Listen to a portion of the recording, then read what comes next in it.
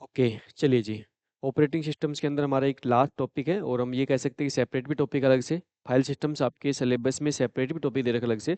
तो आज हम बात करेंगे हमारे पास में जो फाइल सिस्टम्स होते हैं और फाइल सिस्टम्स के ऊपर हम बात करेंगे, पूरा पूरा फाइल मैनेजमेंट्स की बात करेंगे।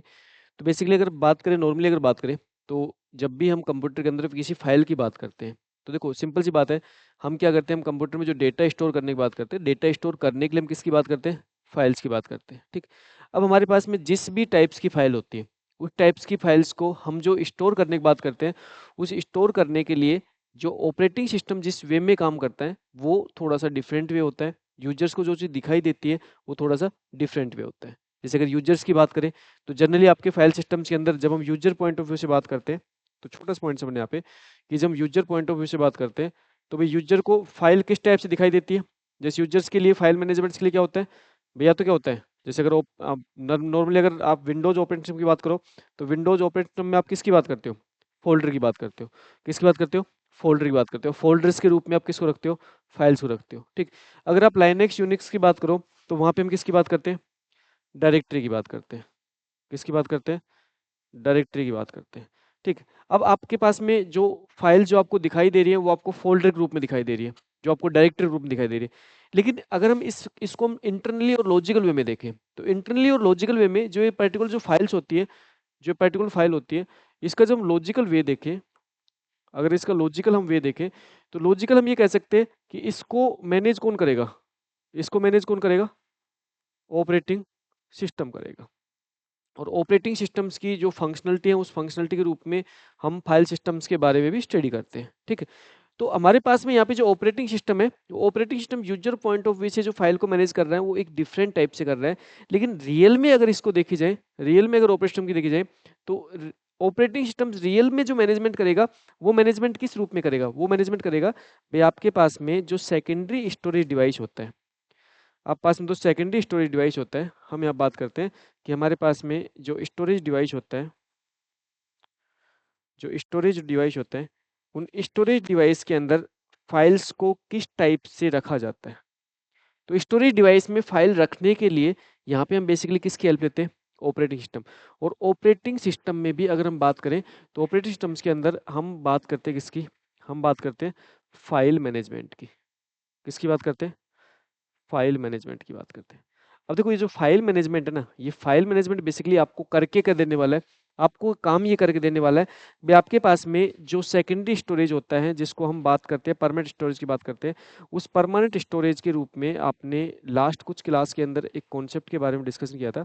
और वो कॉन्सेप्ट ये था भी जो आपका परमानेंट स्टोरेज होता है, वो परमानेंट स्टोरेज के रूप में हम बात करते हैं कि हमारे पास में जो डेटा होता है, वो डेटा कहाँ पे किस में स्टोर होता है? डेटा डेटा आप किस में स्टोर होता है? सेक्टर में स्टोर होता है। लेकिन ऑपरेटिंग सिस्टम के पॉइंट ऑफ व्यू से हम किसकी बात करते हैं? ब्लॉक्स की बात करते हैं। देना डेटा आपके स्टोर तो किस में होता है? सेक्टर में। बट ऑपरेटिंग सिस्टम के पॉइंट ऑफ व्यू से हम किसकी बात करते हैं? हम ब्लॉक की बात करते हैं हमेशा, ठीक। अब हम बात करते हैं कि मान के चलो हमारे पास में एक पर्टिकुलर एक हार्ड डिस्क है, और यहाँ पे हार्ड डिस्क के अंदर हम कह रहे हैं कि हमारे पास में इतने सारे क्या है? ब्लॉक है। इतने सारे हार्ड डिस्क के अंदर आप क्या दिखाई दे रहे हैं? यहाँ पे ब्लॉक दिखाई दे रहे हैं, ठीक। अब यहाँ पे जो आपको जो ब्लॉक जो आपको दिखाई दे रहे हैं, इन ब्लॉक्स में आपको डेटा क्या करना होगा? स्टोर करना होगा, ठीक। तो हमारे पास में जो फाइल मैनेजमेंट का जो कॉन्सेप्ट होता है, वो फाइल मैनेजमेंट का कॉन्सेप्ट हमें क्या बताने वाला है? हमें यह बताने वाला है कि जो आपके पास में जो पर्टिकुलर कोई फाइल है, जैसे मान चलो यूजर पॉइंट ऑफ व्यू से हमारे पास एक पर्टिकुलर फाइल है। मान चलो हमारे पास एक फाइल है, जिस फाइल का नाम मैं मान के चल रहा हूँ ABC dot ABC dot doc एक फाइल है, ठीक है। एक डॉक्यूमेंटेशन फाइल है। और उस पर्टिकुलर फाइल्स को हम क्या करेंगे? यहाँ पे स्टोरेज डिवाइस के अंदर क्या करेंगे? स्टोर करेंगे, ठीक। अब जो आपके पास में जो फाइल है ना, यूजर पॉइंट ऑफ व्यू जो फाइल है, ये फाइल किसी ना किसी आपके फोल्डर मौजूद होगी। इस फोल्डर में मौजूद फाइल को ऑपरेटिंग सिस्टम्स क्या करता है?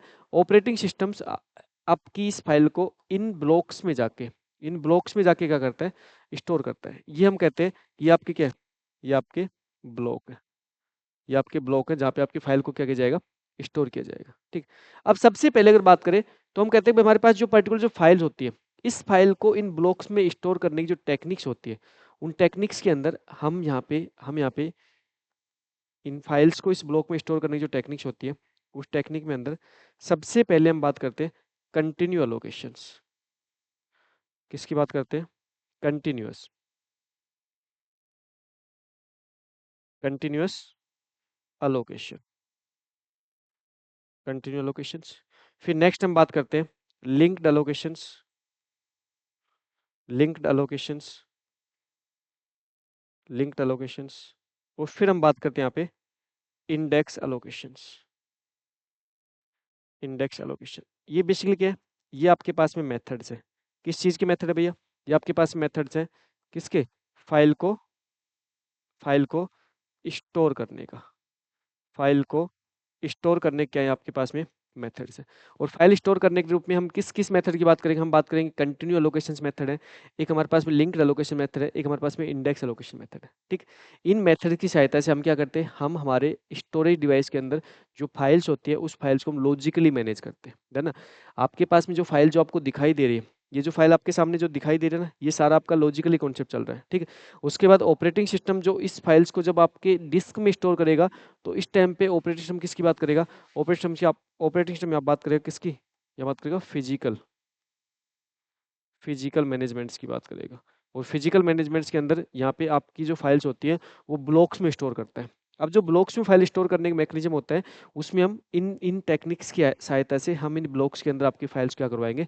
स्टोर करवाएंगे। ठीक, अब एक छोटा सा पॉइंट समझो। देखो, अगर मैं आपसे फाइल मैनेजमेंट की डेफिनेशन की बात करूँ, तो फाइल मैनेजमेंट की डेफिनेशन क्या बन जाएगी भाई? जिस फाइल, ये सारा का सारा कॉन्सेप्ट है ना, ये फाइल मैनेजमेंट के अंतर्गत आता है। तो फाइल मैनेजमेंट की डेफिनेशन क्या बन जाएगी यहाँ पे? भाई फाइल मैनेजमेंट एक ऐसा मेथड्स होता है, एक ऐसी टेक्निक्स होती है जिसमें कि हम फाइल्स को स्टोर करना, फाइल को रिट्राइव करना, फाइल को एक्सेस करना, ये सब हम क्या करते हैं? ये सारे काम हम करते हैं किसमें? स्टोरेज डिवाइस में। ठीक है, तो एक बार नोट डाउन करना स्टार्ट करो, इस पॉइंट्स को नोट डाउन करो, फिर हम आगे बढ़ते हैं इस फाइल्स में। बेसिक से एक छोटा टॉपिक है ये आपका, जो कि आपके सेपरेट आपके अलग से यूनिट्स के रूप में गिवन भी है। फाइल मैनेजमेंट के नाम पे आपके अलग से टॉपिक गिवन आपके सिलेबस में।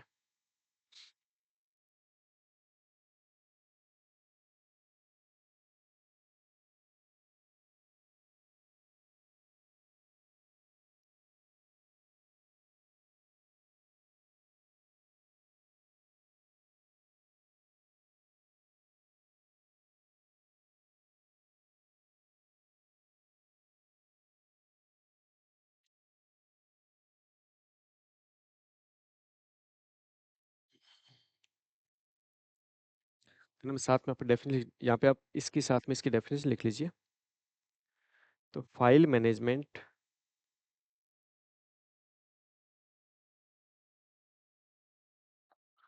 या हम इसी का कहते हैं, इसको फाइल सिस्टम कहते हैं। फाइल सिस्टम एक एक मेथड होता है, एक मेथड होता है जिसकी सहायता से,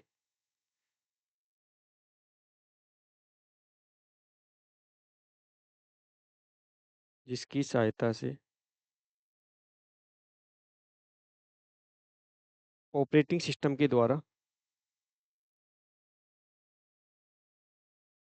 जिसकी सहायता से ऑपरेटिंग सिस्टम के द्वारा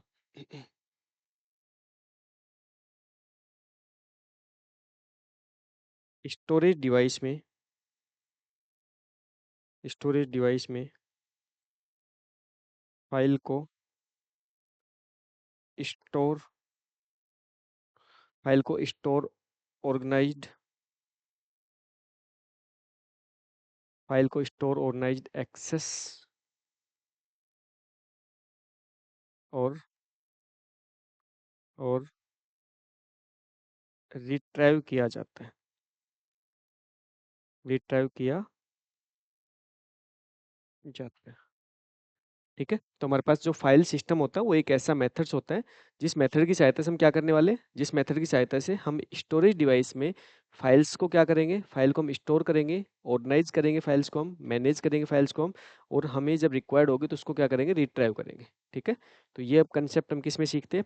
फाइल सिस्टम में, फाइल मैनेजमेंट में सीखते हैं। और इसके लिए सबसे पहले हमने जो टॉपिक हम स्टार्ट करने वाले हैं वो स्टार्ट करने वाले हैं कि फाइल को स्टोर करने के जो मेथड्स होते हैं उसके बारे में बात करेंगे।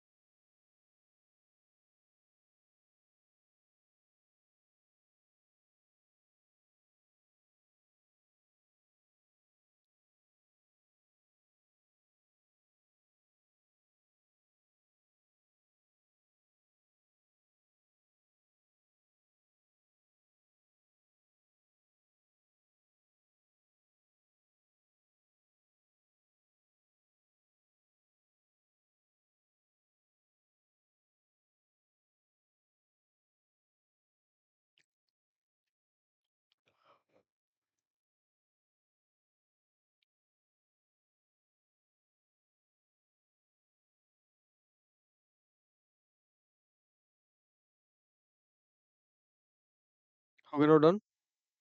आगे बढ़े। देखो, हम सबसे पहले बात करते हैं file allocation method in in storage device.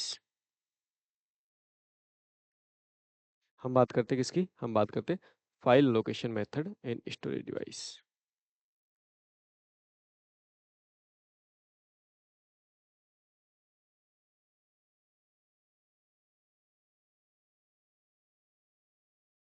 Storage device, ठीक। अब देना स्टोरेज डिवाइस के अंदर हम फाइल मैनेजमेंट्स की अगर बात करते हैं, तो फाइल्स के अलोकेशंस की बात करते हैं, तो सबसे पहला जो अलोकेशन मेथड है वो आपका कौन सा होता है? कंटिन्यूअस। Continuous allocations. देखो, नाम से ही पता लगेगा कंटिन्यूअस अलोकेशन मतलब क्या होगा? यहाँ पे फाइल्स को क्या करेंगे? फाइल्स को कंटिन्यू फ्री डिस्क ब्लॉक में स्टोर किया जाता है, ठीक है। तो कंटिन्यू लोकेशन आपको नाम से मेंशन हो रहा है यहाँ पे कि किसी फाइल्स को क्या करते हैं? फाइल को continuous continuous free disk block में फ्री डिस्क ब्लॉक में रखा जाता है। Continue free free disk block में रखा जाता है। तो यहाँ पे हम क्या करते हैं? File store in continue free disk block, ठीक। अब देखो इसको समझो, देखो यहाँ पे बेसिकली यहाँ पे हम स्टोर कैसे करते हैं। तो यहाँ पे एक डायग्राम्स की सहायता से मैं आपको बताता हूँ कि इसमें आपको स्टोर कैसे करते हैं ना। कंटिन्यू लोकेशन की बात करते हैं। देखो ये आपके सामने कंटिन्यू लोकेशन है, इस पॉइंट्स को थोड़ा समझो अच्छे से। इसमें आपको कंटिन्यू लोकेशन के बारे में बता रखा है। समझो, देखो यहाँ पे हमारे पास में क्या है? एक पर्टिकुलर डिस्क ब्लॉक है। हमारे पास का पर्टिकुलर क्या है? एक डिस्क है, और इस डिस्क के अंदर हमारे पास बहुत सारे ब्लॉक मौजूद है। अब हमारे पास में डिस्क के अंदर जो बहुत सारे ब्लॉक जो मौजूद है ना, इन ब्लॉक्स के अंदर जब फाइल स्टोर करने की बात करते हैं, तो यहाँ पे कंटिन्यू लोकेशन से कहता है कि फाइल को आप क्या करोगे? कंटिन्यू डिस्क ब्लॉक में स्टोर करोगे। जैसे हमारे पास में एक पर्टिकुलर फाइल है, फाइल ए है। फाइल ए, तो फाइल ए का हमारा हमारा स्टार्टिंग ब्लॉक कौन सा है? 2 है। और हमारा लेंथ कितनी है? 3 है। मतलब फाइल ए है, उसका स्टार्ट ब्लॉक 2 है, और वो टोटल थ्री ब्लॉक्स में उसको स्टोर किया गया। फाइल ए को हमने कहा किया है? 2 से स्टार्ट किया है, 2 3 4। इन ब्लॉक्स के अंदर फाइल ए का डेटा स्टोर है। अब देखो जो ब्लॉक के अंदर जो डेटा स्टोर होता है ना, तो ब्लॉक बेसिकली आपके क्या होते हैं? ग्रुप ऑफ सेक्टर्स होते हैं। और ग्रुप ऑफ सेक्टर्स को ही हम क्या करें? ब्लॉक करें। और रियल में ऑपरेटिंग सिस्टम जब डेटा स्टोर करने की बात करता है, तो ऑपरेटिंग सिस्टम डेटा स्टोर करने के लिए किसकी बात करता है? ब्लॉक्स की बात करता है। तो हम डेटा किस में स्टोर कर रहे हैं? ब्लॉक्स में स्टोर कर रहे हैं। अब जैसे हमारे पास दूसरी फाइल है, फाइल बी है। फाइल बी जो है उसका स्टार्टिंग पॉइंट्स कहाँ से? स्टार्टिंग ब्लॉक कौन सा है? 9 है। देखो स्टार्टिंग ब्लॉक कहाँ पे? 9 है। अच्छा, टोटल कितने ब्लॉक में डेटा रखा है? 5 ब्लॉक में। तो देखो 1 2 3 4 5, ठीक है। और इसी टाइप से फाइल सी है। फाइल सी का स्टार्टिंग कहाँ से? 18 है। कितने ब्लॉक में? 8 ब्लॉक में। फाइल डी है, स्टार्टिंग कहाँ से? 30 से। 30 से, देखो यहाँ पे होगा, देखो 30 से, ठीक। कितने ब्लॉक में? 3 ब्लॉक में है ना। कहाँ से? फाइल डी है। फाइल डी का कहाँ पे?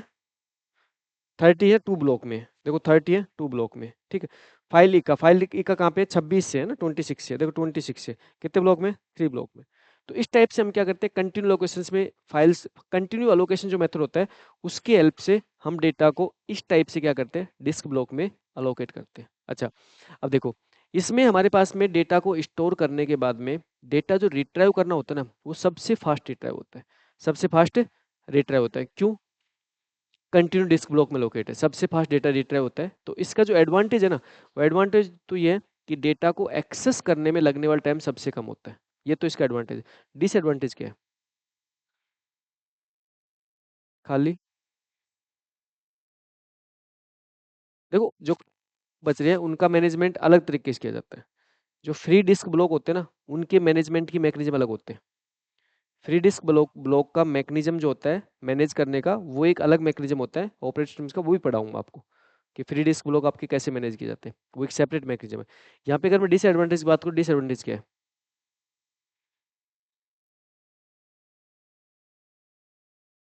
अगर मान के चलो आपने आपने क्या किया?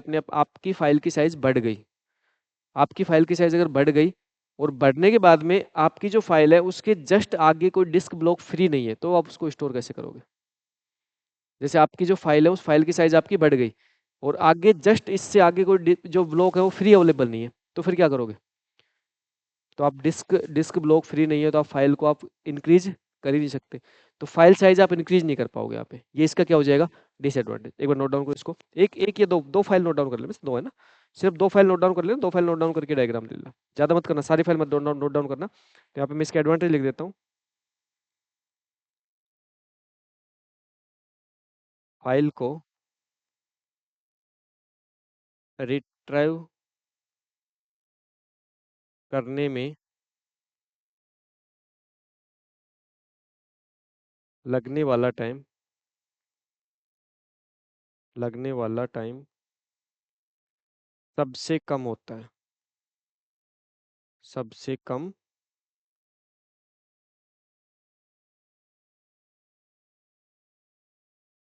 फाइल लेंथ को हमेशा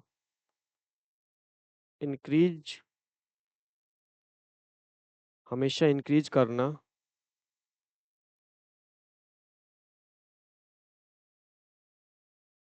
पॉसिबल नहीं होता है।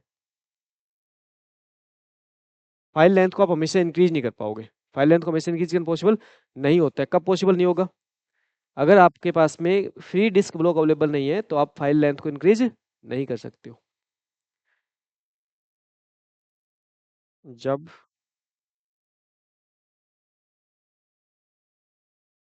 कंटिन्यूअस फ्री जब continuous free disk block available नहीं होता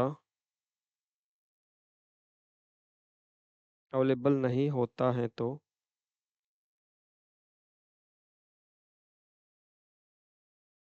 फाइल साइज को फाइल साइज को इंक्रीज नहीं किया जा सकता, नहीं किया जा सकता है। ठीक है, तो यहाँ पे हमारे पास में फाइल साइज को हम परमानेंटली इंक्रीज करने की बात करेंगे, तो वो पॉसिबल नहीं है। ऑलवेज फाइल साइज इंक्रीज नहीं हो सकती, क्योंकि यहाँ पे प्रॉब्लम्स क्या आती हैं, प्रॉब्लम्स क्या आते हैं कि बाई चांस मान चलो कि आपके पास में, जैसे अभी अभी सपोज करो कि हमारे पास में एक कोई फाइल है, जिसमें कह रहा हूँ एक कोई फाइल है फाइल सी, यहाँ पे समझो एक कोई फाइल है फाइल सी। अगर इस फाइल सी के अंदर मैं अगर इंक्रीज करने की बात करूँ तो क्या इंक्रीज कर सकता हूँ, ना फाइल सी जो है वो कहाँ से स्टोर है, 18 देखो, 18 19 20 21 22 23 24 25। अब 25 तक फाइल सी का डेटा है। बाई चांस मान चलो इस फाइल सी के अंदर हमने क्या कर दिया, हमने कुछ और डेटा रख दिया, फाइल सी को हमने इंक्रीज कर दिया, तो क्या इंक्रीज कर सकते हैं, नहीं कर सकते भाई। अगला जो डिस्क ब्लॉक है वो क्या है, बीजी है, उसमें किसी दूसरी फाइल का डेटा है, तो इस फाइल्स को हम इंक्रीज नहीं कर पाएंगे। तो यहाँ पे इस पर्टिकुलर एलोकेशन मेथड की एक प्रॉब्लम है, जिसमें हम ऑलवेज फाइल्स को हम क्या नहीं कर सकते, हम इंक्रीज नहीं कर सकते भाई। रिट्राइव में लगने वाला टाइम सबसे कम होता है, क्यों, क्योंकि आपको जो फाइल्स है उसका डेटा कंटिन्यू मिलने वाला है, तो आप कंटिन्यू डिस्क ब्लॉक को एक्सेस करोगे। अब आप पता है आपको स्टार्टिंग डिस्क ब्लॉक कहाँ से एक्सेस करना है, आपको पता है यहाँ पे, आपको यहाँ पे पता होता है कि स्टार्टिंग डिस्क ब्लॉक कौन से एक्सेस करना होता है और कितने डिस्क ब्लॉक को एक्सेस करना होता है, तो वो कंटिन्यू आपको मिल जाएंगे, तो आपको रिट्राइव करने में सबसे कम टाइम लगता है इस पर्टिकुलर मेथड्स में।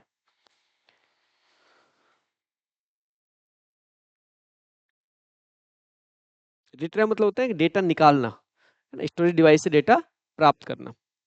तो डेटा जब प्राप्त करोगे तो आपको सबसे कम समय लगेगा, बोलता है ना, सबसे कम समय प्राप्त करने में, सबसे कम समय स्टोर करने में लगेगा। जब डेटा प्राप्त करोगे साथ में स्टोर करोगे तब भी सबसे कम समय लगेगा। लेकिन प्रॉब्लम ये है कि फाइल्स की साइज को ऑलवेज इंक्रीज नहीं किया जा सकता।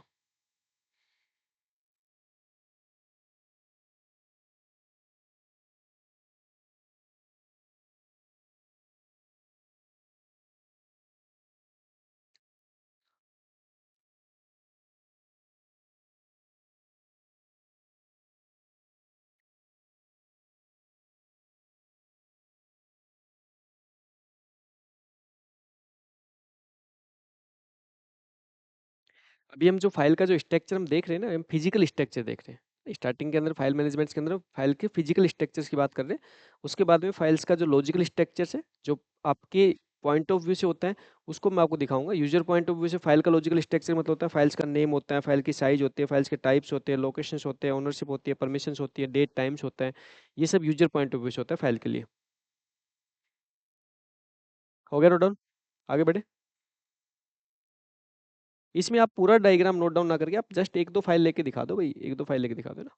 पूरा डायग्राम मुझे एक दो फाइल लेके दिखा दोगे तो आपको पता लग जाएगा कैसे काम हो रहा है।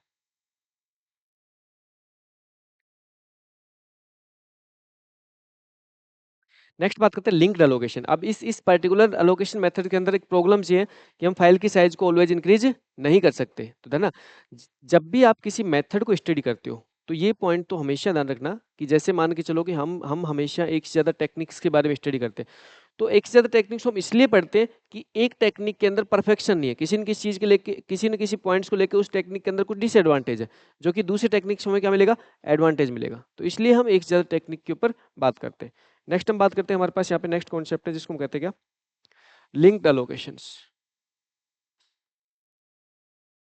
Linked allocations. तो देखो लिंक्ड एलोकेशंस की बात करें तो यहाँ पे बेसिकली होता क्या है, यहाँ पे आपके जो फाइल्स होती है ना, उस फाइल्स को हम तब तक इंक्रीज कर सकते हैं जब तक कि आपके पास में स्टोरेज डिवाइस में स्पेस है। स्टोरेज डिवाइस में स्पेस है तब तक आप फाइल की साइज को इंक्रीज कर सकते हो, ठीक है। जैसे इसका डायग्राम दिखाता हूँ, देखो अगर लिंक्ड एलोकेशंस की बात करें तो यहाँ पे आपके पास में ये लिंक्ड एलोकेशंस है। ये क्या है, लिंक्ड एलोकेशंस। अब लिंक्ड एलोकेशंस में इस टाइप से हम क्या करते हैं, हम डेटा को मैनेज करते हैं। जैसे हमारे पास में कोई पर्टिकुलर फाइल है और इस फाइल को हमने लिंक्ड एलोकेशन सहायता से मैनेज कर रखा है। लिंक्ड एलोकेशन होता क्या, लिंक्ड एलोकेशन में कोई भी जो फाइल्स होती है उस फाइल्स का स्टार्टिंग जो इंडेक्स होता है वो होता है एंडिंग इंडेक्स होता है, मतलब स्टार्टिंग ब्लॉक्स होता है, एंडिंग ब्लॉक होता है। जैसे स्टार्टिंग जो ब्लॉक होता है, स्टार्टिंग ब्लॉक कौन सा, 9 नंबर ब्लॉक है। देखो स्टार्टिंग ब्लॉक कौन सा, 9 नंबर ब्लॉक है। अब देखो 9 नंबर ब्लॉक ने क्या किया, 9 नंबर ब्लॉक ने आगे वाले ब्लॉक को रेफर किया, 9 नंबर ब्लॉक ने क्या किया, आगे वाले ब्लॉक को रेफर किया, ठीक। अब 9 नंबर ब्लॉक ने आगे आगे वाले ब्लॉक को रेफर किया, तो इस टाइप से यहाँ पे क्या, यहाँ पे आपकी फाइल्स क्या की जा रही है, स्टोर की जा रही है। और देखो 9 नंबर ब्लॉक ने आगे वाले रेफर किया, फिर उसके बाद में एक दूसरे ब्लॉक को रेफर कर रहे हैं, और लास्ट में एंडिंग ब्लॉक कौन से, 25 नंबर ब्लॉक। तो यहाँ पे हमारे पास में जितने भी ब्लॉक्स आपको दिखाई दे रहे हैं, ये सारे के सारे ब्लॉक्स में आपका क्या डेटा है। तो यहाँ पे हमारे पास में इस फाइल्स को हम स्टोर करने के लिए हम इस टाइप से इस स्ट्रक्चर को काम में ले रहे हैं, जिसको बोल रहे हैं लिंक्ड एलोकेशन, जिसमें प्रत्येक प्रत्येक ब्लॉक के पास अगले ब्लॉक का क्या मिलता है, अगले ब्लॉक का लिंक मिलता है, अगले ब्लॉक की इंफॉर्मेशन मिलती है। और हम फाइल्स को तब तक स्टोर कर सकते हैं, फाइल्स की साइज को तब तक बढ़ा सकते हैं जब तक कि आपके पास स्टोरेज डिवाइस के अंदर स्पेस अवेलेबल है, ठीक है। तो लिख लीजिए, यहाँ पे लिख लीजिए, लिंक्ड एलोकेशंस में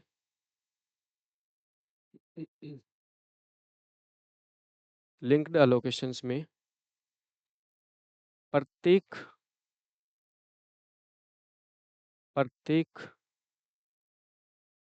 ब्लॉक प्रत्येक ब्लॉक के पास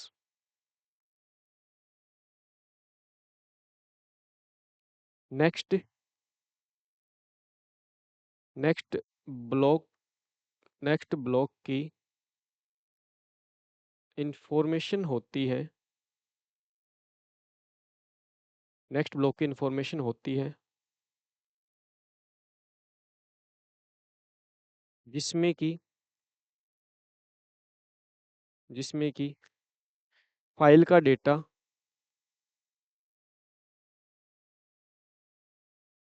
फाइल का डेटा स्टोर होता है, स्टोर होता है, ठीक है। तो प्रत्येक ब्लॉक के पास क्या होती है, नेक्स्ट ब्लॉक की इंफॉर्मेशन होती है जिसमें कि फाइल का डेटा स्टोर होता है, ठीक है। जैसे अगर बात करें तो यहाँ पे हमारे पास जो प्रत्येक जो ब्लॉक है, प्रत्येक ब्लॉक अपने नेक्स्ट ब्लॉक की इंफॉर्मेशन रखता है, जिसमें क्या है, फाइल्स का डेटा क्या है, स्टोर है, ठीक है। अच्छा, नेक्स्ट पॉइंट की बात करें तो नेक्स्ट पॉइंट लिखो यहाँ पे, लिंक्ड एलोकेशंस में फाइल की साइज को इंक्रीज किया जा सकता है। लिंक्ड एलोकेशंस में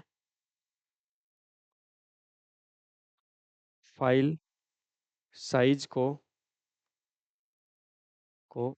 इंक्रीज इंक्रीज किया जा सकता है, किया जा सकता है जब तक कि जब तक कि डिस्क में फ्री जब तक कि डिस्क में फ्री ब्लॉक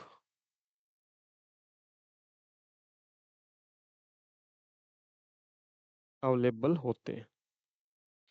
भाई आपके जो स्टोरेज डिवाइस है उस स्टोरेज डिवाइस में अगर आपके फ्री डिस्क ब्लॉक अवेलेबल है तो आप फाइल के साइज को इंक्रीज कर सकते हो, यहाँ पे कोई इश्यू नहीं है। ठीक, एक छोटा सा पॉइंट लिखो, लिंक्ड अलोकेशंस में, लिंक्ड अलोकेशंस में, अलोकेशंस में फाइल को, फाइल को सिर्फ सीक्वेंशियली, फाइल को सिर्फ सीक्वेंशियली एक्सेस किया जा सकता है, एक्सेस किया जा सकता है। ठीक है, फाइल को सिर्फ सीक्वेंशियल एक्सेस किया जा सकता है, मतलब यहाँ पे रैंडम एक्सेस पॉसिबल नहीं होता है। Then sequential access, random access का मतलब जानते हो ना? सीक्वेंशियल एक्सेस मतलब पहले एक ब्लॉक पे जाओगे, फिर उससे दूसरे पे, फिर तीसरे पे, फिर चौथे, फिर पांचवें, फिर छठे, मतलब फाइल को आपको क्या करना पड़ेगा? सीक्वेंशियल एक्सेस करना पड़ेगा। आप यहाँ पे रैंडमली ब्लॉक के ऊपर नहीं जा सकते, है ना? ये जो पर्टिकुलर जो मेथड्स है, इस मेथड्स में आप फाइल को सिर्फ सीक्वेंशियल एक्सेस कर सकते हो। क्या इससे पहले वाले मेथड में, क्या इससे पहले वाले मेथड में, इस मेथड्स में क्या फाइल को हम रैंडम एक्सेस कर सकते हैं? क्या फाइल को रैंडम एक्सेस कर सकते हैं? है ना, कर सकते हैं। कैसे कर सकते हैं? जैसे मान चलो हमारे पास फाइल सी है, अब फाइल सी का स्टार्टिंग ब्लॉक कौन सा है? 18 है। हमें हमें इस फाइल्स के डायरेक्टली 23 के ब्लॉक पे जाना है, 23 नंबर के ब्लॉक पे जाना है। तो मैं क्या करूंगा, 18 में कितने ब्लॉक को ऐड कर दूंगा? 5 ब्लॉक को ऐड कर दूंगा। 18 में 5 ब्लॉक ऐड किया तो डायरेक्टली मैं किस पहुंच गया? 23 ब्लॉक्स पे, क्योंकि हमारे पास, हमें पता है कि इस पर्टिकुलर फाइल का डेटा कितने कितने ब्लॉक्स में स्टोर है? 8 ब्लॉक में स्टोर है। तो हम इसके किसी भी ब्लॉक पे रैंडमली स्विच कर सकते हैं, इस किसी ब्लॉक में रैंडमली स्विच कर सकते हो। तो यहाँ पे छोटा सा पॉइंट और लिख दीजिए, रैंडम एक्सेस पॉसिबल होता है, फाइल का रैंडम एक्सेस पॉसिबल होता है,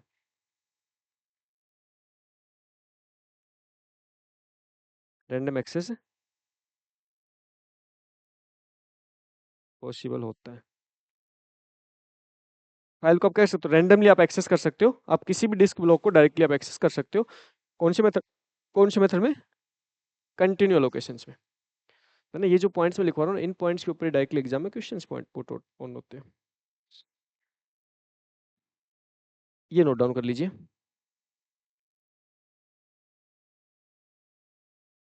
क्या कह रहे हो? कहीं से कर लो, कोई फर्क नहीं पड़ता। देखो बेसिकली क्या होता है, आपको आपको किसी भी एक डिस्क ब्लॉक से स्टार्ट करना है जो फ्री है, उससे आपको स्टार्ट करना है। फिर क्या होता है इसमें, बेसिकली होता क्या है, इसमें आपके फाइल्स के पास में जो प्रत्येक डिस्क ब्लॉक होते हैं, देखो इस कॉन्सेप्ट थोड़ा समझना। प्रत्येक जो ब्लॉक होता है ना, प्रत्येक ब्लॉक होता है, प्रत्येक ब्लॉक के अंदर डेटा के साथ साथ, प्रत्येक ब्लॉक के अंदर डेटा के साथ साथ यहाँ पे क्या होता है, लिंक होता है, link, link for next, next block. देखो प्रत्येक ब्लॉक के अंदर एक तो क्या होता है, डेटा होता है। डेटा किसका होता है? फाइल का। भाई फाइल का ओरिजिनल डेटा होता है। और साथ में क्या करते हैं, साथ में हम उस ब्लॉक के अंदर इंफॉर्मेशन रखते हैं किसकी? नेक्स्ट डिस्क ब्लॉक की। अब है ना, यहाँ पे एक छोटी सी प्रॉब्लम भी होगी। प्रॉब्लम क्या होगी कि हर एक डिस्क ब्लॉक को नेक्स्ट डिस्क ब्लॉक की इंफॉर्मेशन को स्टोर करना पड़ता है। देना नेक्स्ट डिस्क ब्लॉक की इन्फॉर्मेशन स्टोर करने मतलब ये ओवरहेड हो गया। आप डिस्क ब्लॉक को प्रॉपर यूटिलाइज नहीं कर पा रहे हो, किसके लिए? किस लिए कर पा रहे हो? आप उसको प्रॉपर यूटिलाइज नहीं कर पा रहे हो, किसके लिए? डेटा के लिए। आपने कभी सोचा है ये चीज़, आपने कभी दिमाग लगाई है? जब भी आप कोई मेमोरी कार्ड लेके आते हो, जब भी आप कोई पर्टिकुलर आप स्टोरेज डिवाइस के रूप में आप हार्ड डिस्क लेके आते हो, और उस हार्ड डिस्क जो अपने कंप्यूटर में लगाते हो, तो 1 TB की हार्ड डिस्क के अंदर आपको 1024 GB स्पेस मिलना चाहिए, लेकिन 1024 GB स्पेस आपको नहीं मिलता। वाई? कम क्यों मिलता है? जैसे आप मान के चलो पेन ड्राइव लेके आए, आप पेन ड्राइव लेके आए 16 GB का, तो 16 GB पेन ड्राइव में 16 GB स्पेस मिलना चाहिए ना? भाई 16 GB का पेन ड्राइव मतलब उसके अंदर 16 GB का स्पेस मिलना चाहिए, लेकिन आपको कभी भी उस पेन ड्राइव में 16 GB की स्पेस नहीं मिलता। आप उसको लगा के देखना, आपको 16 GB की स्पेस नहीं दिखाएगा। ऐसा क्यों होता है? ये सब इसलिए होता है, ये सब कर रहे हैं। भाई आपके पास में 16 GB के पेन ड्राइव में स्पेस का मतलब है कि 16 GB के पेन ड्राइव का अकॉर्डिंग वहाँ पे डिस्क ब्लॉक क्रिएट है। 16 GB के पेन ड्राइव का अकॉर्डिंग वहाँ पे क्या है, ब्लॉक क्रिएट्स है। ठीक है। अब देखो जो पेन ड्राइव होती है वो एक अलग टाइप की मेमोरी होती है, तो उसके अंदर किसकी बात करते हैं? फ्लैश मेमोरी की बात करते हैं। हम हार्ड डिस्क की बात कर लेते हैं। जैसे मान चलो आपने क्या किया, आपने एक टीबी की आपने हार्ड डिस्क परचेज की। अब 1 TB की हार्ड डिस्क मतलब होता है 1024 GB। तो 1024 GB की साइज के अकॉर्डिंग उस हार्ड डिस्क में डिस्क ब्लॉक क्रिएट किए गए, डिस्क ब्लॉक क्रिएट किए गए, लेकिन आप 1024 जीबी कंप्लीट कंप्लीट स्टोरेज को आप डायरेक्टली फाइल को स्टोर करने के लिए काम में नहीं ले सकते। क्यों? क्योंकि फाइल को स्टोर करने के लिए जो जो मैं पूरा पूरा जो मैनेजमेंट चल रहा है, वो मैनेजमेंट भी तो कहीं पे चलेगा। जैसे मान चलो फाइल को स्टोर करने के लिए हमने लिंक्ड एलोकेशन टेक्निक को काम में ले रखा है, तो लिंक्ड एलोकेशन टेक्निक क्या होगा? प्रत्येक ब्लॉक के हेडर में नेक्स्ट ब्लॉक की इंफॉर्मेशन होगी। अब जैसे मान चलो ये जो एक कोई ब्लॉक है, इस ब्लॉक को मैं कह रहा हूँ कि ये ब्लॉक 4 केबी का ब्लॉक है, मैं कह रहा हूँ 4 केबी का ब्लॉक है। अब ये 4 केबी का ब्लॉक है ना, इस 4 केबी के ब्लॉक के अंदर हम क्या करेंगे, हम पूरे के पूरे 4 केबी के अंदर फाइल को स्टोर नहीं कर सकते। कुछ कुछ पर्टिकुलर बाइट्स को हमें काम में किस में लेना पड़ेगा, कुछ बाइट्स को काम में लेना पड़ेगा नेक्स्ट ब्लॉक की इंफॉर्मेशन स्टोर करने के लिए। इस कारणवश जब भी आप कोई हार्ड डिस्क परचेज करते हो, उसकी पूरी पूरी आपको स्टोरेज आपको किसके लिए नहीं मिलती, आपको फाइल को स्टोर करने के लिए नहीं मिलती, आपको उसकी कम स्टोरेज मिलती है फाइल को स्टोर करने के लिए। क्यों? क्योंकि बाकी स्टोरेज को हम इस टाइप के मैनेजमेंट के लिए काम में ले लेते हैं। अब जैसे अगर एक छोटे से ब्लॉक की बात करूं, तो इस छोटे से ब्लॉक के अंदर मान के चलो कि आपके पास में 5 बाइट्स है ना, उस 5 बाइट्स को काम में लिया जा रहा है किसके लिए, नेक्स्ट ब्लॉक के डेटा को स्टोर करने के लिए। ठीक है, तो 5 बाइट्स इसमें से कम कर लो, 4 केबी में 5 बाइट्स कम करोगे तो डेटा साइज क्या हो जाएगी, कम हो जाएगी। तो ध्यान, ये तो एक ही ब्लॉक है, इस टाइप से आपके लाखों ब्लॉक है, और लाखों ब्लॉक में जब कम करते जाओगे ना, तो लास्ट में आपके पास में जो एक्चुअल स्टोर करने के लिए जो स्टोरेज बनता है, वो 1024 जीबी की बजाय ना बच के 900 कुछ ही आपका जीबी मिलता है आपको, है ना, वो इस कारणवश मिलता है ना। नोट डाउन कर लीजिए। हाँ जी।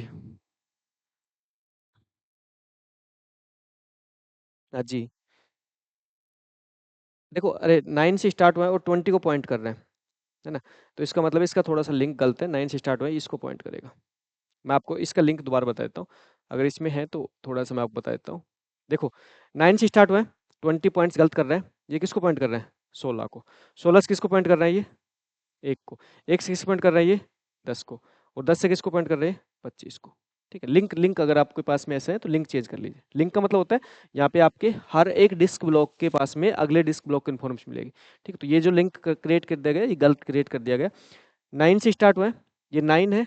मैं एक बार इसको थोड़ा सा दोबारा से बना देता हूँ क्योंकि 9 दिखना चाहिए ना।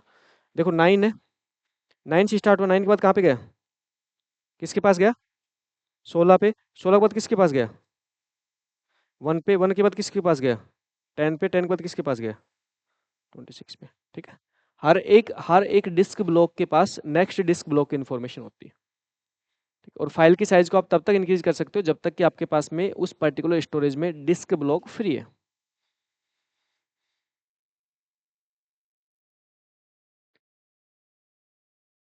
और है ना, ये पूरा पूरा जो मैनेजमेंट चल रहा है, ये मैनेजमेंट किसके पॉइंट ऑफ व्यू चल रहे हैं, ऑपरेटिंग सिस्टम है ना, ऑपरेटिंग सिस्टम के पॉइंट ऑफ व्यू मैनेजमेंट चल रहा है। ठीक है, तो ये सारा का सारा मैनेजमेंट कौन कर रहा है, आपका ऑपरेटिंग सिस्टम कर रहा है। और ऑपरेटिंग सिस्टम ये सारा का सारा मैनेजमेंट करके आपके लिए स्टोरेज डिवाइस में डेटा को स्टोर करवाता है, और जब आपको रिक्वायर्ड होती है तो उसको वापस से रिट्राइव करवाता है।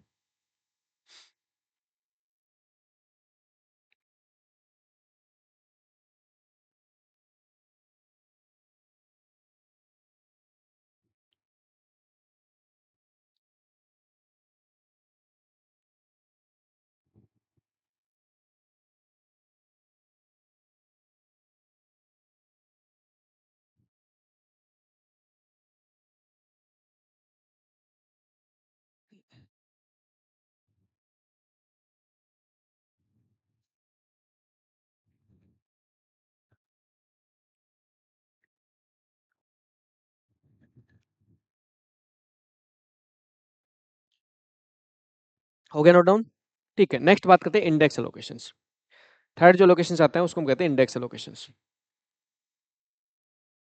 देखो, इंडेक्स एलोकेशंस के अंदर बेसिकली हम करते क्या है, इंडेक्स एलोकेशन में हम एक डिस्क ब्लॉक को स्पेशली काम में लेते हैं, किसके लिए, एक डिस्क ब्लॉक को स्पेशली हम काम में लेते हैं कि उस पर्टिकुलर डिस्क ब्लॉक के अंदर हमें इंफॉर्मेशन मिलेगी कि हमारी जो फाइल है, वो फाइल कौन कौन से ब्लॉक के अंदर मौजूद है।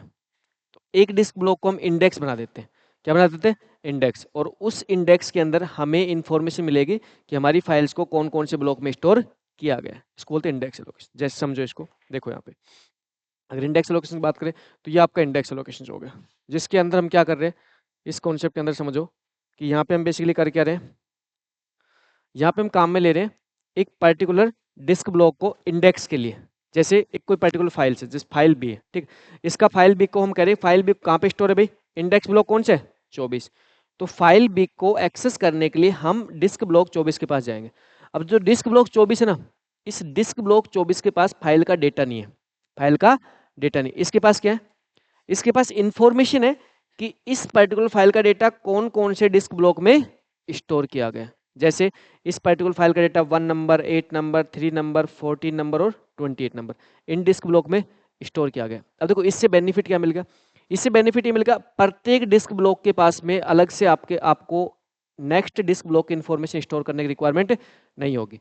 फाइल को एक्सेस करने के लिए आपको सिर्फ एक ही डिस्क ब्लॉक पे जाना है जिसके पास इंडेक्स है, वहां से आपको सारे डिस्क ब्लॉक की इंफॉर्मेशन मिल जाएगी। ये तो इसके क्या हो गए, एडवांटेज हो गए। डिसएडवांटेज क्या है, डिसएडवांटेज क्या हो जाएंगे भाई,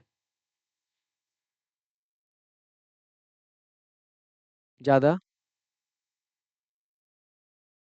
फाइल की साइज ज़्यादा बड़ी है तो कोई दिक्कत नहीं, एक से ज़्यादा डिस्क ब्लॉक को हम इंडेक्स के रूप में काम ले लेंगे। एक से ज़्यादा डिस्क ब्लॉक को इंडेक्स के रूप में काम ले लिया जाता है, अगर फाइल की साइज ज़्यादा बड़ी होती है तो दिक्कत नहीं। देखो देखो इसमें बेसिकली इसका मेन जो डिसएडवांटेज है ना, मेन डिसएडवांटेज ये है कि फाइल की साइज अगर बहुत छोटी है, फाइल की साइज अगर बहुत छोटी है तो उस छोटी फाइल को भी स्टोर करने के लिए एक ब्लॉक को तो हम किस में काम में लेंगे, इंडेक्स में, और एक ब्लॉक को हम किस में काम में लेंगे, डेटा को स्टोर करने में। अब मान के चलो एक कोई पर्टिकुलर फाइल है जिसको स्टोर करने के लिए एक पूरे ब्लॉक की भी जरूरत नहीं है, एक कोई पर्टिकुलर फाइल है जिसको स्टोर करने के लिए एक पूरे ब्लॉक की भी जरूरत नहीं है। जैसे आपके पास में जो डॉक्स वगैरह फाइल होती है, जैसे आप पास में वर्ड के लिए जो वर्ड के रूप में जो आपके डॉक्स वगैरह फाइल क्रिएट होती है, बहुत स्मॉल फाइल क्रिएट होती है। जो टेक्स्ट फाइल होती है ये बहुत स्मॉल साइज फाइल क्रिएट होती है, ये आपकी 1 KB 2 KB फाइल क्रिएट होती है। अब इस फाइल को आप जब स्टोर करोगे तो एक डिस्क ब्लॉक को तो आप खराब करो किसके लिए, इंडेक्स के लिए, और फिर एक डिस्क ब्लॉक को आप खराब करो किसके लिए, उस फाइल के स्टोर के लिए। तो मतलब क्या है कि उस फाइल को स्टोर करने के लिए आपको एक ब्लॉक की जरूरत थी, लेकिन आपने एक जबरदस्ती आपने एक ब्लॉक को काम में किसके ले लिया, इंडेक्स। ये प्रॉब्लम्स है इसके मेथड्स में, ठीक, तो नोट डाउन कर लीजिए। इंडेक्स एलोकेशंस में, इंडेक्स एलोकेशंस में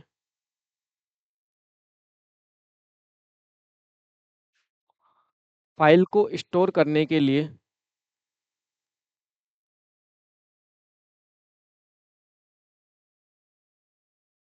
फाइल को स्टोर करने के लिए इंडेक्स एलोकेशन में फाइल को स्टोर करने के लिए एक एक डिस्क ब्लॉक को, एक डिस्क ब्लॉक को इंडेक्स के रूप में काम लेते हैं, इंडेक्स के इंडेक्स के रूप में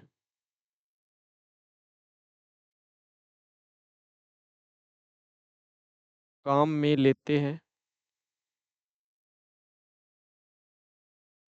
जिसमें कि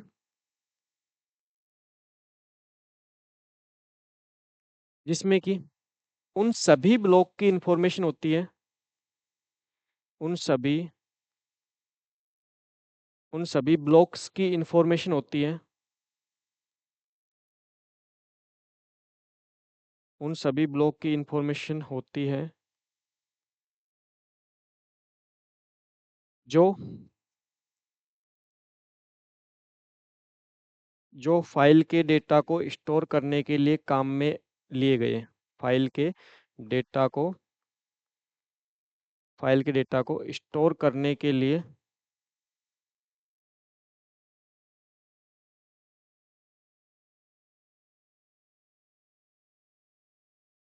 काम में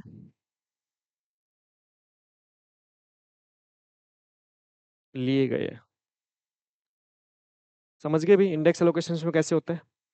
एक डिस्क ब्लॉक को हम इंडेक्स के रूप में काम लेते हैं ना, ये इंडेक्स ब्लॉक है, ये कैसा ब्लॉक है, ये इंडेक्स ब्लॉक है, इसको हम कह रहे हैं भाई इंडेक्स ब्लॉक है, इंडेक्स ब्लॉक। इस इंडेक्स ब्लॉक के अंदर क्या इंफॉर्मेशन मौजूद है, इस इंडेक्स ब्लॉक के अंदर इंफॉर्मेशन मौजूद है कि आपका जो फाइल का डेटा है वो कौन कौन से डिस्क ब्लॉक में मौजूद है, ठीक है। अच्छा, अब यहाँ पे प्रॉब्लम्स क्या है? फाइल की साइज स्मॉल होने पर, एक पॉइंट लिख लो, फाइल की साइज स्मॉल होने पर, फाइल साइज वेरी स्मॉल होने पर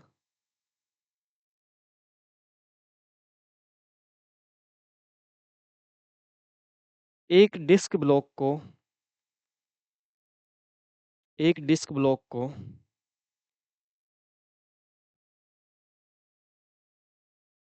इंडेक्स के रूप में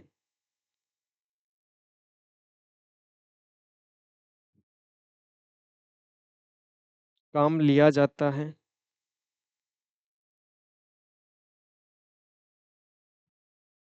और एक ब्लॉक को डेटा स्टोर करने के लिए, और एक ब्लॉक को, ब्लॉक को डेटा स्टोर, एक ब्लॉक को डेटा स्टोर करने के लिए काम में लिया जाता है।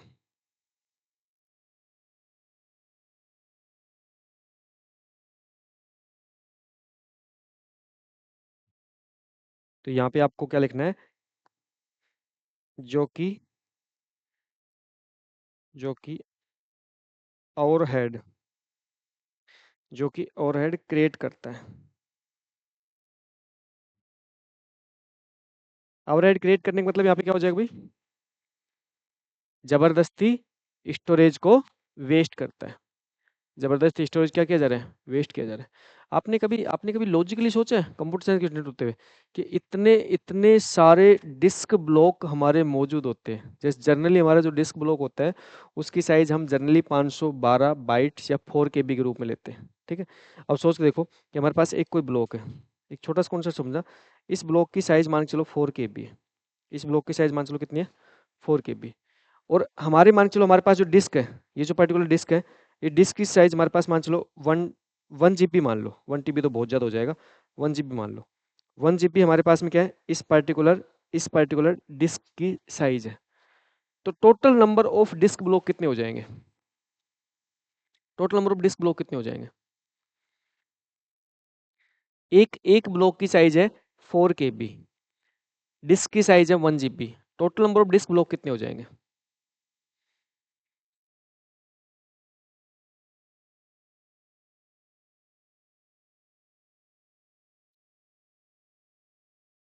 कितने हो जाएंगे? डिस्क ब्लॉक नंबर बताने यादव जी, MB में तो साइज बता दोगे आप। डिस्क ब्लॉक को तो नंबर बताने हैं, नंबर बताने, नंबर कितने हो रहे हैं? 2 की पावर 19, देन 2 की पावर 19। नंबर मतलब आपके पास नंबर फिगर नहीं आ रहा तो 2 की पावर में बता दिया करो। बता रखे ना ये चीज आपको, किस में बता दो? 2 की पावर में बता दो, ठीक है? फिगर नहीं आ रहा तो आप क्या करते 2 की पावर। कैसे बताओगे भाई? हमारे पास में जो साइज है वो कितना है? 1 GB है, साइज है 1 GB है। और एक ब्लॉक की साइज कितनी है? 4 KB है। डिवाइड कर लीजिए भाई, 20 से भी कट जाएगा, ठीक है? अब देखो, GB कैसे लिखते हैं? 2 की पावर 30। और 2 की पावर 2 मल्टीप्लाई 2 की पावर 10। देखो यहाँ पे कितना हो गया? 2 की पावर 12। ऊपर कितना है? 2 की पावर 30, क्रॉस करो, कितना हो जाएगा? 2 की पावर 18।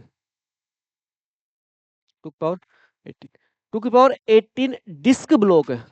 2 की पावर 18 डिस्क ब्लॉक है। अब सर 2 की पावर 18 डिस्क ब्लॉक का मतलब मैं आप बता देता हूँ। अगर इसको हम कैलकुलेट करें तो जनरली आप कैलकुलेट कर भी सकते हो। आप कैलकुलेट करके बताओ, मैं कैलकुलेट करना आपको तरीका बताता हूँ। देखो, इसको कैलकुलेट कर लीजिए। कैसे कैलकुलेट करोगे इसको? देखो, 2 की पावर 16 कितना होता है? 2 की पावर 16 कितना होता है? 65,536। 65,536 को मल्टीप्लाई करो 2 से, करो एक बार 2 से मल्टीप्लाई। 65,536 को 2 से मल्टीप्लाई करो, कैलकुलेटर्स कर लो ना आप, मोबाइल कैलकुलेटर्स कर लो। 65,536 को 2 से मल्टीप्लाई करो, 1 लाख कितने आ जाएंगे?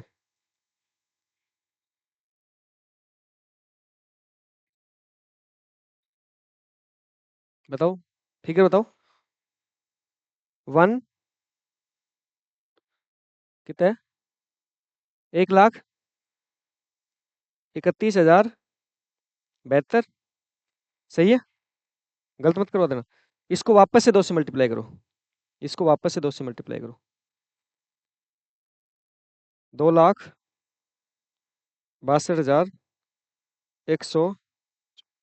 अब ना आपके पास में जो 1 GB की 1 GB की जो डिस्क होती है ना, उस 1 GB की डिस्क के अंदर आपके पास में 2,62,144 डिस्क ब्लॉक अवेलेबल होते हैं, जबकि आपके डिस्क ब्लॉक की साइज क्या होती है, 4 KB होती है।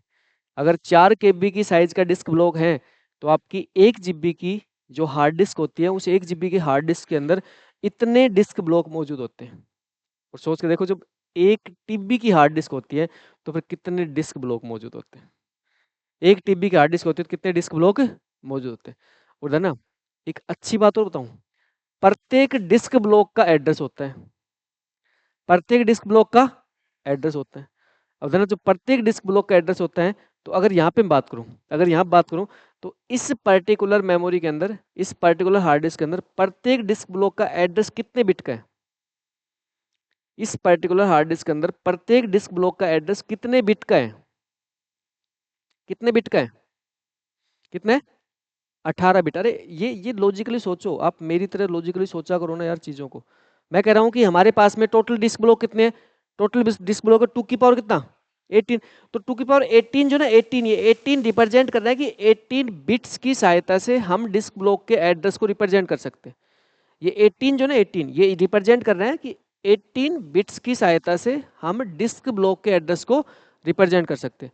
अब ध्यान ना, ये जो डिस्क ब्लॉक है ना, ये डिस्क ब्लॉक है, इस डिस्क ब्लॉक को, इस डिस्क ब्लॉक को अगर मान चलो ये पहला 0 डिस्क ब्लॉक है, तो ये 0 डिस्क ब्लॉक है, तो इस डिस्क ब्लॉक का एड्रेस पता है क्या है, 1 2 3 4 5 6 7 8 9 10 11 12 13 14 15 16 17 18, ये इस डिस्क ब्लॉक का एड्रेस है, ये डिस्क ब्लॉक का क्या एड्रेस है,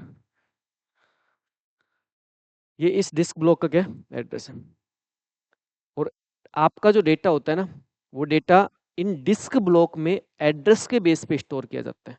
अब जैसे हमारे पास इंडेक्स एलोकेशन है, तो इंडेक्स एलोकेशन का मतलब है कि ये जो इंडेक्स ब्लॉक है ना, इस इंडेक्स ब्लॉक ने उन सभी डिस्क ब्लॉक के एड्रेस को स्टोर कर रखा है जिसमें इस फाइल का डेटा मौजूद है।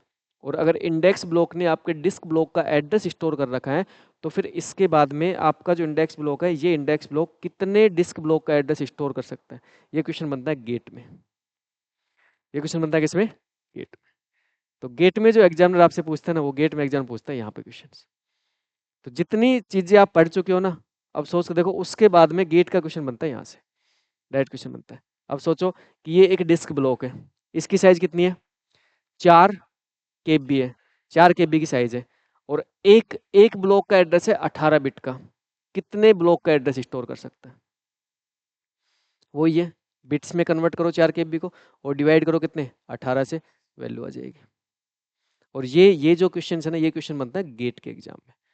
तो गेट के एग्जाम में इसलिए कहते हैं, गेट का एग्जाम जो होता है वो इतना आसान एग्जाम नहीं होता, और उसकी कट ऑफ इतनी कम इसलिए जाती है क्योंकि उसमें मैक्सिमम क्वेश्चंस आपके न्यूमेरिकल क्वेश्चंस होते हैं।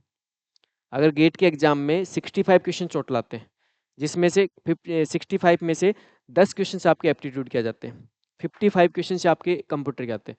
और जो 55 क्वेश्चन कंप्यूटर के आते हैं, उनको अटेम्प्ट करने के लिए आपको 3 घंटे टाइम मिलता है, और 55 में से 50 क्वेश्चन आपको न्यूमेरिकल मिलेंगे, कैलकुलेशन बेस मिलेगी। बट हाँ, अच्छी बात यह है कि वहाँ पे आपको कैलकुलेटर गिवन होता है। गेट का एग्जाम जो आप देते हो ना, तो आपको कैलकुलेटर मिलता है, क्यों, गेट का एग्जाम ऑनलाइन होता है, और ऑनलाइन मोड में आपको वहाँ पे स्क्रीन पे कैलकुलेटर मिलता है। और इस टाइप के इतने इंटरनल लेवल तक के क्वेश्चंस पूछे जाते हैं गेट के एग्जाम में। और है ना, रियल में कंप्यूटर के अंदर इंटरनली ये चीज़ें ही काम करती हैं। अब सोच के देखो कि जब कंप्यूटर के अंदर हार्ड डिस्क का आविष्कार किया गया है, तो देखो कितनी गहराई से क्या क्या चीज़ें के बारे में हार्ड डिस्क काम करती है। ये कॉन्सेप्ट है हार्ड डिस्क के अंदर डेटा को स्टोर करने का, ये कॉन्सेप्ट है हार्ड डिस्क के अंदर पूरा मैनेजमेंट्स का, ये कॉन्सेप्ट है कि आपकी जो फाइल है जो आपको दिखती है, आपको तो ना 1 GB की मूवी है, 1 GB की मूवी आपके लिए है।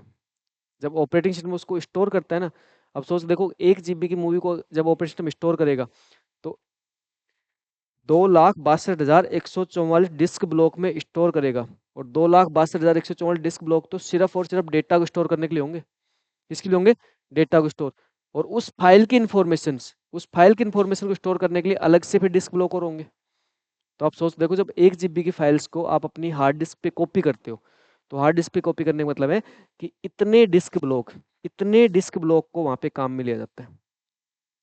अब ये जो डिस्क ब्लॉक आपने काम में लिया ना, इस डिस्क ब्लॉक का क्या चलता है, मैनेजमेंट चलता है। कैसे मैनेजमेंट चलता है? Free disk block management. अगला जो कॉन्सेप्ट आता है उसको बोलते हैं फ्री डिस्क ब्लॉक मैनेजमेंट। अब फ्री डिस्क ब्लॉक मैनेजमेंट मतलब है कि भाई आपके पास में हार्ड डिस्क के अंदर, आपके पास मान चलो 1 जीबी की हार्ड डिस्क में इतने डिस्क ब्लॉक है, कौन सा डिस्क ब्लॉक फ्री है और कौन सा डिस्क ब्लॉक बिजी है, आपको कैसे पता लगेगा? कौन सा डिस्क ब्लॉक फ्री है और कौन सा डिस्क ब्लॉक बिजी है, ये आपको पता कैसे लगेगा? तो इसके लिए भी पूरा क्या होता है, मैनेजमेंट होता है। तो अगला टॉपिक स्टार्ट करते हैं, फ्री डिस्क ब्लॉक मैनेजमेंट। आप सोच के देखना कभी, जब आपको फुर्सत मिले, जब कि यूट्यूब के पास पर डे कितना डेटा जाता है और यूट्यूब उस पर डे डेटा को कैसे मैनेज करता होगा। यूट्यूब पे पर डे कितना डेटा, पर डे छोड़ो आप, तो पर मिनट का डेटा देखना, और उसको मैनेज भी कैसे किया जाता होगा। और उसके बाद भी यूट्यूब का जो इंफ्रास्ट्रक्चर है, यूट्यूब का जो आपके पास में जो आपकी परफॉर्मेंस है, वो इतनी हाई लेवल परफॉर्मेंस है। जब भी आप यूट्यूब पे कोई वीडियो प्ले करते हो, तो बाकी प्लेटफॉर्म पे फिर भी आपका वीडियो प्ले करते समय आपका बफरिंग हो जाएगा, यूट्यूब पे बफरिंग नहीं होता है। देखना कितना कितना हाई लेवल का उसका डेटाबेस है और कितना हाई लेवल का उसका सिस्टम है। तो अगला टॉपिक स्टार्ट करते हैं, free free disk block free disk block management. है ना, फ्री डिस्क ब्लॉक को मैनेज करने के लिए जनरली हम 4 टेक्निक की बात करते हैं। फ्री डिस्क ब्लॉक को मैनेज करने के लिए जनरली हम किसकी बात करते हैं, हम 4 टेक्निक की बातें कर लेते हैं। ठीक है, देखो ये हमारे पास में फ्री डिस्क ब्लॉक मैनेजमेंट की 4 टेक्निक्स होती हैं। ये भी आपकी 4 टेक्निक्स है जिसको हम बात करते हैं फ्री डिस्क ब्लॉक मैनेजमेंट की। ठीक है, कौन कौन सी टेक्निक होती है भाई? सबसे पहले टेक्निक होती है बिट मैप। है ना, इनका नाम बहुत जरूरी है, आपके एग्जाम पॉइंट ऑफ व्यू से नाम तो बहुत इंपॉर्टेंट है, एग्जाम में डायरेक्टली क्वेश्चन बन जाता है। पहली टेक्निक कौन सी होती है? पहली टेक्निक होती है बिट मैप। दूसरी टेक्निक कौन सी होती है? Linked list. Linked list. तीसरी टेक्निक कौन सी होती है? Boundary boundary tag.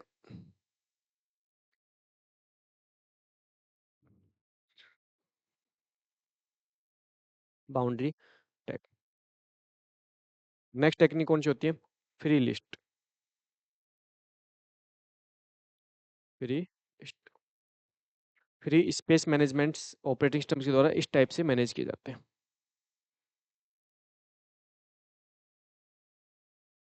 भाई 4K HD मूवी है तो फिर डिपेंड करता है एचडी साइज कितनी है, उस साइज के अकॉर्डिंग आप चेक कर सकते हो भाई कितने डिस्क ब्लॉक आपने यूज कर रखे हैं। ये सारी चीजें आप कैलकुलेट कर सकते हो। आप तो सिर्फ कैलकुलेट ही कर रहे हो, जिस इंसान ने बनाई है उसका दिमाग कितना चला होगा। आप तो इनको सिर्फ कैलकुलेट ही कर रहे हो, आप तो सीख रहे हो। जिस इंसान ने इन चीज़ों को डेवलप किया है उसका माइंड कितना चला होगा और उसने किस लेवल तक की सोच रखते हुए ये चीज़ें डेवलप की है।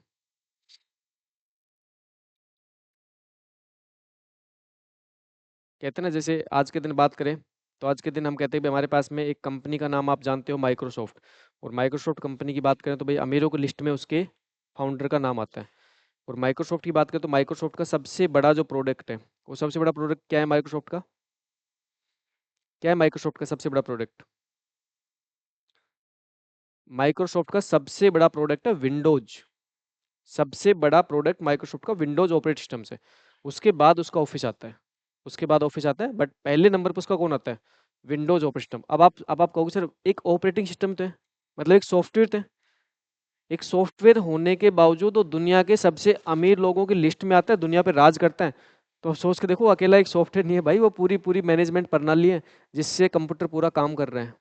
तो ऑपरेटिंग सिस्टम्स को जब नया ऑपरेटिंग सिस्टम लॉन्च किया जाता है, तो उस नए ऑपरेटिंग सिस्टम्स को डेवलप करने में 3 से 4 साल लग जाते हैं उस कंपनी के हजारों लाखों उन एम्प्लॉय को जो उस ऑपरेटिंग सिस्टम्स को डेवलप करते हैं। जैसे आप सोचते हो ना, विंडो 10 था, विंडो 11 आया, जैसे नया विंडोज ऑपरेटिंग सिस्टम आता है, तो वो नया विंडोज जो ऑपरेटिंग सिस्टम आता है, उस नए विंडोज ऑपरेटिंग सिस्टम को डेवलप करने में सालों का टाइम लग जाता है। और सालों का टाइम लगने के लिए 2-4 एम्प्लॉय नहीं है, हजारों लाखों एम्प्लॉय उन पे काम करते हैं कंटिन्यूस, जब जाके एक नया विंडोज ऑपरेटिंग सिस्टम लॉन्च किया जाता है। और वो इसलिए इसलिए टाइम लगता है क्योंकि ये सारी की सारी जो मैनेजमेंट्स वाली चीज़ें बहुत बारीकी की चीज़ें होती है, कोई ऐसे नॉर्मल चीज़ें नहीं होती है। तो इसलिए कहते हैं ना कि विंडोज ऑपरेटिंग सिस्टम जो होता है या फिर कोई भी ऑपरेटिंग सिस्टम होता है, वो हमारा सिस्टम सॉफ्टवेयर के रूप में हमारा सबसे इंपॉर्टेंट सॉफ्टवेयर होता है, जो कि हमारे सिस्टम को संचालित करता है। और देख लो, ये सारा का सारा आपका हार्ड डिस्क का संरचना है। इस हार्ड डिस्क की संरचना में सारा का सारा जो काम कर रहा है वो कौन कर रहा है? ऑपरेटिंग सिस्टम करके दे रहा है आपको।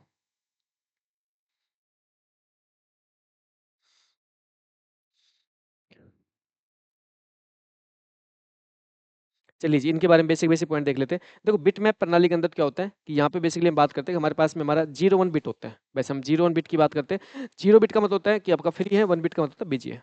बिट मैप प्रणाली बहुत ईजी है। 0 1 बिट को काम में लेते हैं, 0 का मतलब फ्री लेते हैं, 1 का मतलब बिजी लेते हैं।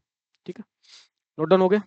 ठीक है, नोट डाउन कीजिए। देखो, यहाँ पे जैसे बिट मैप की बात करें तो जैसे आपको दिखाई दे रहा है, देखो मैं आपको बेसिक बेसिक चीजें बता देता हूँ। जैसे बिट मैप का आपको दिखाई दे रहा है, यहाँ पे क्या है, बिजी स्पेस को हम 1 से रिप्रेजेंट करते हैं, फ्री स्पेस को हम 0 से रिप्रेजेंट करते हैं। ठीक है, तो 1 किसके लिए होगा? बिजी के लिए। 0 किसके लिए होगा? फ्री के लिए। लिंक्ड लिस्ट का मतलब है कि यहाँ पे हमारे पास फ्री जो हमारे पास ब्लॉक होते हैं ना, उन सब की हम क्या कर देते हैं, एक दूसरे से लिंक कर देते हैं। सारे ब्लॉक्स को एक दूसरे से लिंक कर देते हैं, भाई ये सारे क्या है, फ्री है। ठीक। अगर अगर बाउंड्री टैग की बात करें तो बाउंड्री टैग में हम क्या कर देते हैं, जितने भी फ्री ब्लॉक्स होते हैं ना, उन सबको एक साथ कंबाइन कर देते हैं। जितने फ्री होते हैं उन सबको एक साथ कंबाइन कर देते हैं। और फ्री लिस्ट की बात करें तो फ्री लिस्ट में हमारे पास जो फ्री ब्लॉक्स होते हैं उनकी एक लिस्ट बना देते हैं। उनकी एक लिस्ट बना देते हैं, भाई ये आपके ब्लॉक क्या है, फ्री है। ठीक है, अब देखो काम कैसे होता है, समझो पॉइंट्स। सबसे पहले हम बात करेंगे इसकी बिट मैप की।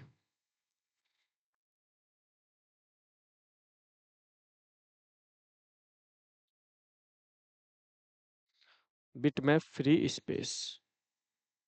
ठीक है, इनके बेसिक बेसिक पॉइंट ध्यान रखना, इसके अंदर बहुत सारा डेप्थ नहीं जाना आपको, बिल्कुल बेसिक बेसिक पॉइंट ध्यान रखना। देखो, बिट मैप आपकी प्रणाली कौन सी है? बिट मैप आपके ये रहा। हाँ जी, इसको बोलते हैं देखो बिट मैप। ठीक है, बिट मैप में सिंपल सा काम क्या करना है, फ्री स्पेस के लिए आप क्या करोगे, 0, बिजी स्पेस के लिए क्या करोगे, 1। देखो, ये जो ब्लॉक है ना, इस ब्लॉक को हम कह रहे हैं कि हमारे पास यहाँ पे बिट क्या है, इसकी 0 बिट है, इसकी क्या है, 0 बिट। इस ब्लॉक की क्या है, 1 बिट है। इस ब्लॉक क्या है, 1 बिट है। तो आपको क्या करना है, आपको हर एक ब्लॉक का बिट सेट करना है। अगर वो ब्लॉक फ्री है तो उसका बिट 0 होगा, वो ब्लॉक बिजी है तो उसका बिट 1 होगा। बस ये सिंपल सा मेथड है बिट मैप, लिख लीजिए। बिट मैप में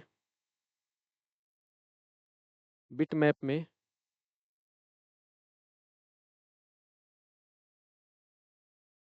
फ्री फ्री डिस्क ब्लॉक को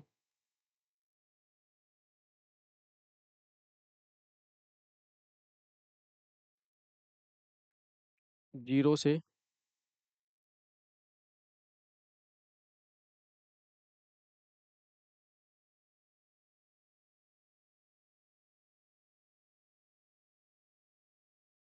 फ्री डिस्क ब्लॉक को 0 से रिप्रेजेंट करते हैं, और और बिजी ब्लॉक को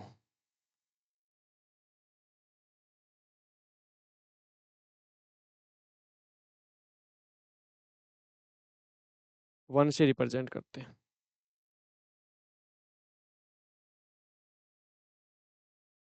जैसे आपने कभी सोचा है कि भी आपने, जैसे कई बार देखा होगा, आपने सुना भी होगा कि किसी पर्टिकुलर हार्ड डिस्क को फॉर्मेट कर दिया गया और उसका डेटा हमने वापस से क्या किया, रिट्राइव कर लिया, है ना। आपने किसी हार्ड डिस्क को क्या कर दिया, फॉर्मेट कर दिया, किसी का हार्ड डिस्क को फॉर्मेट कर दिया, या गलती से फॉर्मेट हो गई, किसी हार्ड डिस्क गलती से क्या होगी, कोई हार्ड डिस्क फॉर्मेट हो गई और उसका डेटा वापस से क्या हो, प्राप्त कर लिया जाता है। तो वो कैसे प्राप्त किया जाता है? जैसे मान के चलो कोई पर्टिकुलर हार्ड डिस्क है, तो हार्ड डिस्क के अंदर हम क्या करते हैं, हम डेटा को मान चलो हमने फॉर्मेट कर दिया, एक हार्ड डिस्क को हमने क्या कर दिया, फॉर्मेट कर दिया। फिर उसके बाद में वो हार्ड डिस्क के डेटा को वापस से प्राप्त कर लेते हैं। वो कैसे पॉसिबल होता है? देखो, बेसिकली होता क्या है कि जब भी आप कहीं पे डेटा को डिलीट करने की बात करते हो ना, तो डेटा को डिलीट आपके पॉइंट ऑफ व्यू से करते हो, लॉजिकली डेटा डिलीट करते हो आप। फिजिकली कभी डेटा डिलीट होता ही नहीं है। हार्ड डिस्क के अंदर कभी आपका डेटा डिलीट होता ही नहीं है। हार्ड डिस्क के अंदर तो क्या होता है कि आपका जो डेटा था, उस डेटा के लिए जो जो ब्लॉक आपके काम में आए थे, जो जो ब्लॉक आप काम में आए थे, मान चलो आपने डेटा जो स्टोर कर रखा था, वो इन सभी ब्लॉक में कर रखा था। इस ब्लॉक में डेटा स्टोर कर रखा था, जैसे छोटा सा एग्जांपल लेते हैं, आपने डेटा जो स्टोर कर रखा था ना, वो इन ब्लॉक में कर रखा था। किसमें? एक ब्लॉक में, दो ब्लॉक में, तीन ब्लॉक में, चार ब्लॉक में। आपने क्या कर दिया, आपने डिलीट कर दिया, फॉर्मेट कर दिया, डिलीट कर दिया। कुछ नहीं होगा, सिर्फ और सिर्फ इतना सा काम होगा कि यहाँ पे 1 की बजाय क्या कर दिया गया, 0। बस, नथिंग एल्स, कुछ नहीं होता है यहाँ पे। बिट मैप अगर टेक्निक को काम में लिया गया है, तो यहाँ पे 1 की बजाय 0 कर दिया। और जैसे 1 की बजाय 0 कर दिया ना, तो इसका मतलब ये हो जाएगा कि ये अब ब्लॉक अवेलेबल हो चुके हैं डेटा को स्टोर करने के लिए। इनके अंदर अब भी डेटा है, ऐसे नहीं इनके अंदर डेटा नहीं है, डेटा अब भी है, लेकिन ये फ्री अवेलेबल हो चुके हैं किसी दूसरे डेटा को स्टोर करने के लिए। तो अब जब आप नया डेटा स्टोर करते हो ना, तो नया डेटा इन पे आके ओवरराइड हो जाता है। नया डेटा इन पे आके क्या हो जाता है? ओवरराइड हो जाता है। और नया डेटा जब इन पे आके ओवरराइड हो जाता है, उसके बाद में पुराना डेटा का अस्तित्व मिट जाता है, फिर पुराना डेटा आपका नहीं बचता। और नया डेटा जो ओवरराइड होता है और पुराना डेटा हट जाता है, तो ये हम ऐसा कर क्यों रहे हैं? ये हम बेसिकली हम ऐसा ऐसा क्यों कर रहे हैं कि भाई आपके पास में पर्टिकुलर हार्ड डिस्क है, उस हार्ड डिस्क के अंदर जब आप फॉर्मेट की बात कर रहे हो, तो फॉर्मेट करते समय आप सिर्फ और सिर्फ उसके फ्री डिस्क ब्लॉक को आप चेंज कर रहे हो। भाई अब ये ब्लॉक आपके फ्री हो चुके हैं, आप उन उन ब्लॉक्स के अंदर डेटा क्यों नहीं हटा रहे? ऐसा काम क्यों कर रहे हो आप? डेटा क्यों नहीं हटा रहे उन ब्लॉक्स के अंदर? भाई डेटा क्यों नहीं हटा रहे? वाई डेटा क्यों नहीं हटा रहे? उनको फ्री और बिजी की बात क्यों कर रहे हो? अब मान के चलो कि आपके पास में कोई पर्टिकुलर फाइल्स थी, उस फाइल्स को आपने क्या कर दिया? फॉर्मेट कर दिया, उसके ब्लॉक को क्या कर दिया हमने? फ्री कर दिया। अब जब तक कि यहाँ पे इन ब्लॉक्स पे दूसरा डेटा ओवरराइड नहीं होता, उससे पहले इन ब्लॉक्स का डेटा को क्या क्या किया जा सकता है? इन ब्लॉक के डेटा को रीस्टोर किया जा सकता है। इन ब्लॉक के डेटा को रिस्टोर किया जाता है, लेकिन उन रीस्टोर करने के लिए बहुत अच्छे अच्छे और बहुत अच्छे लेवल के सॉफ्टवेयर आते हैं। ऐसे नहीं कि इजीली रिस्टोर हो जाता है, इतना इजी भी नहीं होता रिस्टोर। रिस्टोर करने के लिए फिर क्या होते हैं? एक्सपर्ट्स होते हैं, उनके पास क्या होते हैं? सॉफ्टवेयर होते हैं। वो सॉफ्टवेयर की सहायता से क्या करते हैं? वो सॉफ्टवेयर की सहायता से वो सारे लॉजिक अप्लाई करते हैं, जिन लॉजिक की सहायता से डेटा निकल के आ जाए। क्यों? क्योंकि लॉजिक इस टाइप से अप्लाई करते हैं कि जो डिस्क ब्लॉक फ्री है, उन डिस्क ब्लॉक फ्री का भी वो डेटा रीड करते हैं। अब डेटा रीड करना एक अकेला टास्क नहीं है, डेटा को मैनेज करना भी बहुत बड़ी चीज है। अब मान के चलो कि आपकी 1 GB को फाइल है, वो आपकी क्या होगी? करप्ट होगी, फॉर्मेट होगी। उस 1 GB फाइल को आपने 2 लाख कुछ हजार डिस्क ब्लॉक में स्टोर कर रखा है। वो 2 लाख कुछ हजार डिस्क ब्लॉक है ना, उनका सबका सीक्वेंस भी पता होना चाहिए, उनके लिए इंडेक्स भी पता होना चाहिए, तब जाके वो फाइल आपको प्रॉपर प्राप्त होती है। ऐसे वैसे आपको फाइल प्रॉपर प्राप्त नहीं होती। तो फिर उसके लिए क्या करना पड़ता है? उसके लिए रीस्टोर करने के लिए यहाँ पे आपके मेथड अप्लाई करने पड़ते हैं, और जो मेथड्स होते हैं वो सॉफ्टवेयर थ्रू अप्लाई होते हैं। तो इसलिए लोग बाग क्या करते हैं कि जब किसी डेटा को रीस्टोर और बैकअप की बात करते हैं, किसमें? जो आपका फोर्स किसी कारणवश एक्सीडेंटली आपका डिलीट हो गया, तो उसके लिए फिर कॉस्ट लेते हैं बहुत ज़्यादा आपसे। वो कॉस्ट लेके वो काम करते हैं फिर, और वो कॉस्ट लेके काम करके बिल्कुल देखो, क्वालिटी का मतलब होता है कि वो डेटा आता है ना, वो उस शेप में नहीं आएगा। वो डेटा आपको बैकअप लेके देंगे ना, तो उस शेप में नहीं लेके देंगे आपको। जो आपको डेटा आएगा वो उस शेप का बैकअप नहीं आएगा, वो एक डिफरेंट फॉर्मेट का बैकअप आएगा, और उस फॉर्मेट के अकॉर्डिंग आपको डेटा को दिखा देंगे। फिर आप पूछेंगे भाई आप बताओ कैसे कैसे मैनेज करना है, फिर वो सेल्फ मैनेज करते हैं। तो यहाँ पे हमारे पास फ्री और डिस्क ब्लॉक के अंदर हम क्या करते हैं? हम यहाँ पे ब्लॉक को हमेशा ओवरराइड करते हैं। अब ब्लॉक को ओवरराइड पता है क्यों करते हैं? क्योंकि यहाँ पे जो ब्लॉक के अंदर जो डेटा स्टोर किया गया ना, इस डेटा को स्टोर करने के लिए हमने मैग्नेटिक कोटिंग की बात की है। किसकी बात की है? Magnetic coating. हमारे पास एल्यूमिनियम ग्लास की एक क्या होती है? एक एक एल्यूमिनियम ग्लास की एक परत होती है। उस एल्यूमिनियम ग्लास की परत के ऊपर हम मैग्नेटिक कोटिंग करते हैं। क्या करते हैं? Magnetic coating.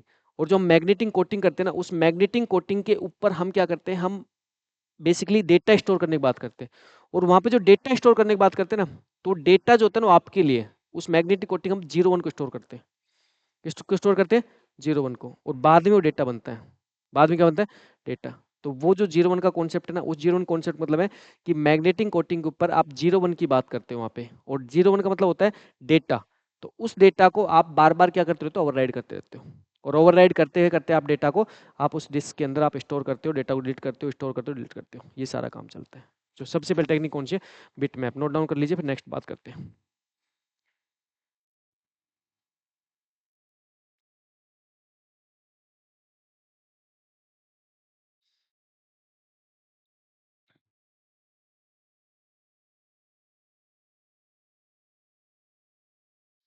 ऐसे देखो एक दो चार पॉइंट नोट डाउन कर लो बस, ऐसे आपको जस्ट रिप्रेजेंट करना है ना। ऐसे बहुत ज्यादा सारे ब्लॉक मत बनाओ, 2-3 ब्लॉक, 4-5 ब्लॉक बना के दिखा दो। भाई आपका 1 का मतलब है कि आप बिजी बिजी ब्लॉक है, देखो मैं दिखा देता हूँ आपका। 1 का मतलब यहाँ पे क्या है? बिजी ब्लॉक है। 0 का मतलब क्या है? Free block. Free block. Free block है, ठीक है भाई। देखो पहली टेक्निक कौन सी है? Bit map. दूसरी कौन सी है? लिंक्ड। दूसरी टेक्निक बात करें तो मेरे पास कौन सी है? Linked list.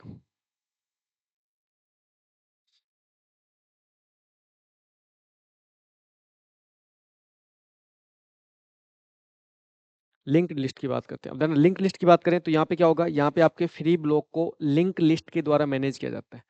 ये आपकी होगी लिंक लिस्ट, इसको बोलते हैं लिंक लिस्ट। देखो फ्री ब्लॉक को क्या कर रखा है, एक दूसरे से लिंक कर रखा है। देख लीजिए भाई आपके सामने यहाँ पे फ्री ब्लॉक क्या है, लिंक है। जैसे फ्री ब्लॉक है, देखो ये फ्री ब्लॉक है 5 6 7 14 15, तो इनको क्या कर रहे हैं, एक दूसरे से लिंक कर रखा है। ठीक है, तो लिख लीजिए यहाँ पे फ्री डिस्क ब्लॉक को, free disk block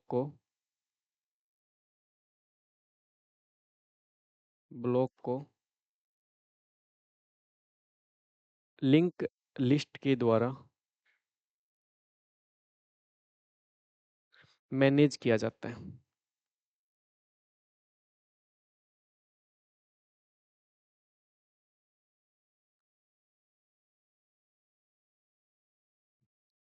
free disk block को लिंक लिस्ट के द्वारा मैनेज किया जाता है।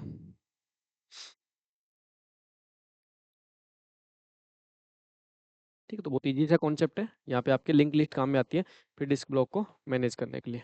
ठीक है, ठीक है, ऐसे 2-4 ब्लॉक बना लीजिए, उन पे आप लिंक लिस्ट क्रिएट कर दीजिए, लिंक बन गया ना, लिंक लिस्ट क्रिएट कर दीजिए फ्री डिस्क ब्लॉक के लिए। ठीक है, नेक्स्ट टेक्निक की बात करें, नेक्स्ट कौन सी आपके पास में, बाउंड्री टैग। तो बाउंड्री टैग को मैं यहीं पे लिख देता हूँ, बाउंड्री टैग।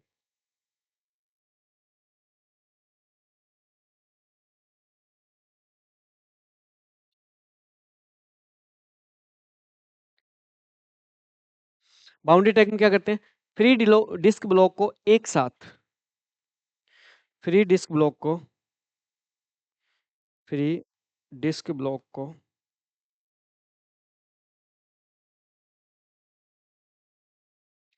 एक साथ एक बाउंड्री में सेट कर दिया जाता है। एक साथ एक बाउंड्री में, एक साथ एक बाउंड्री में सेट कर दिया जाता है।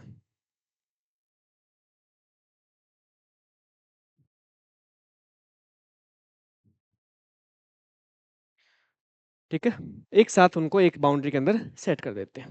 तो यहाँ पे बाउंड्री में, बाउंड्री टैग का मतलब क्या होता है, फ्री को एक साथ रख दो, बिजी को एक साथ रख दो, तो पता लग जाएगा भाई सारे क्या है, फ्री है, ये सारे क्या है, बिजी। अलग अलग बाउंड्री बना देते हैं, फ्री की अलग बाउंड्री, बिजी की अलग बाउंड्री।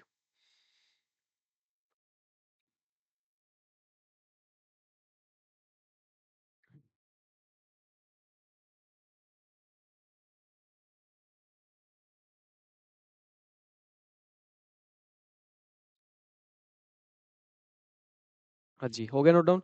ठीक है, लास्ट कौन सा बच गया,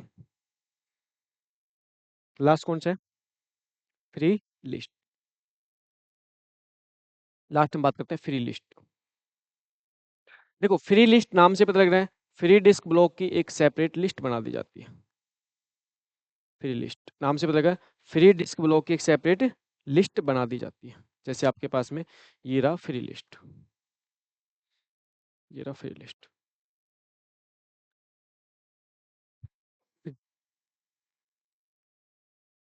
तो आपके पास में जो भी फ्री डिस्क ब्लॉक है उनकी हम क्या कर देते हैं, एक सेपरेट लिस्ट बना देते हैं। ठीक है, तो लिख लीजिए फ्री डिस्क ब्लॉक की एक सेपरेट लिस्ट बना दी जाती है। फ्री डिस्क ब्लॉक की, फ्री डिस्क ब्लॉक की सेपरेट, सेपरेट लिस्ट बना दी जाती है। सेपरेट लिस्ट बना दी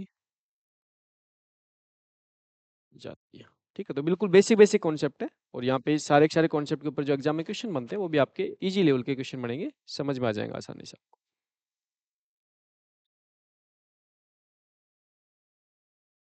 यहाँ पे डीबी फुल फॉर्म क्या है, डिस्क ब्लॉक एड्रेस, है ना। यहाँ पे डीबी फुल फॉर्म क्या है, डिस्क ब्लॉक एड्रेस, है ना। डीबीए हर एक जगह पे अपनी फुल फॉर्म अलग अलग रखता है। ठीक है, ऐसे रट के मत बैठो। Disk block, disk block address. देखो डीबीए को मैं बहुत जगह काम में लेता हूँ, डीबीए को मैं नेटवर्क में काम में लेता हूँ, कंप्यूटर नेटवर्क में डीबी क्या होता है, कंप्यूटर नेटवर्क में डीबी क्या होता है, अरे नेटवर्क में बात कर रहा हूँ। कंप्यूटर नेटवर्क के अंदर मैं डीबीए टर्म को यूज करता हूँ। कंप्यूटर नेटवर्क के अंदर मैं डीबीए टर्म को यूज करता हूँ।